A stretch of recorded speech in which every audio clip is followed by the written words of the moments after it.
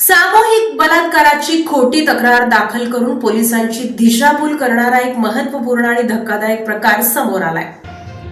विजापूर नाका पोलीस ठाणे हद्दीत सामूहिक बलात्काराची खोटी तक्रार करून पोलिसांची दिशाभूल केल्याचा धक्कादायक प्रकार उघडकीस आला आहे। या प्रकरणी पोलिसांनी संबंधित महिला आणि तिच्या प्रियकराविरुद्ध गुन्हा दाखल करून दोघांना अटक केली आहे।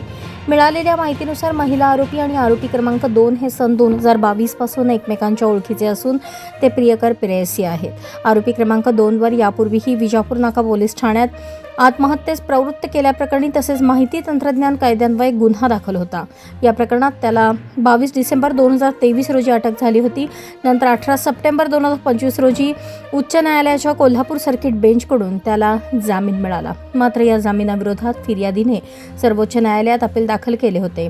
त्यानंतर 17 मार्च रोजी सर्वोच्च न्यायालयाने सुनावणी घेत आरोपी क्रमांक 2 चा जामीन अर्ज रद्द केला।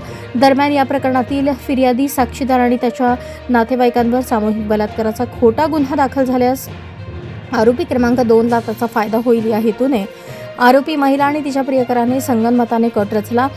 त्यानुसार 18 मार्च रोजी रात्री 8:30च्या सुमारास संबंधित महिलेने डायल 112 वर फोन करून तिच्यावर 4 जणांनी सामूहिक बलात्कार केल्याची खोटी माहिती दिली। पोलिसांनी तात्काळ या घटनेची सखोल चौकशी केली।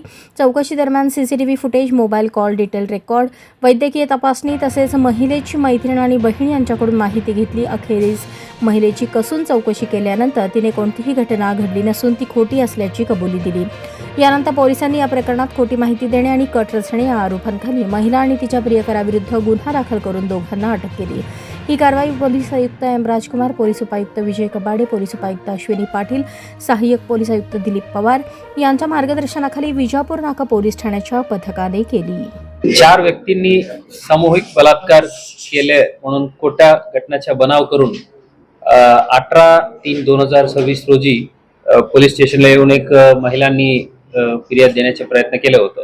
त्यात DCP zone Shri Kabade, DCP crime Shrimati Patil, PI Shri Gaikwad Varale, ACP Shri Pawar यांच्या पूर्ण चमूने व्यवस्थित सखोल चौकशी करून हे जे कंप्लेंट जे आहे ते खोटे आहेत आणि 2023च्या एक आत्महत्येसाठी प्रवृत्ती केलेले गुन्हे जे आहेत त्या गुन्ह्याच्या फिर्यादी आणि 3 साक्षीदारावर दबाव आणण्यासाठी हे खोटे घटनेचा बनाव करून आलेले असा निष्पन्न करून घेऊन जे खोटे कंप्लेंट दिलेले महिला आणि तिचे प्रियकर समीर शेख यांच्या विरुद्ध BNS कलम 248, 217, 61(2) अन्वये गुन्हे दाखल करून त्यांना अटक करून आता पुढील तपास चालू आहे।